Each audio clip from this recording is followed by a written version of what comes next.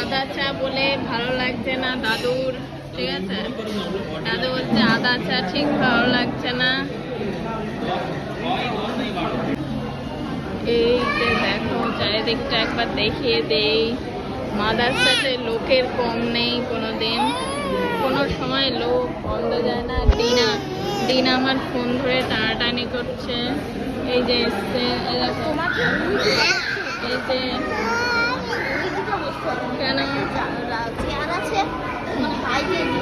হ্যাঁ, এই যে দেখো দাদুর জন্য এসছে চাউমিন। ওই দেখো ঢেলে দেবে, তোমার কতটুকুনি নেবো তুমি বলো? ওই অর্ধেকটা। আর এই যে দেখো আছে হলো ধোসা। তো ধোসাটা এখানে খুব ভালো হয়। তো ধোসা নিয়ে নিয়েছি। হ্যাঁ, এখানে এখানে থাক, আমরা খাচ্ছি। আর ওই যে আমাদের মাস্টার, এই তুমি কি খাচ্ছ ওটা? হ্যাঁ ওই যে,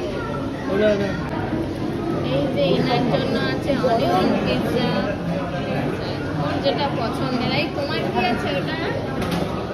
পনির বাটার মশলা। হ্যাঁ, আর বলো। বাটার নান।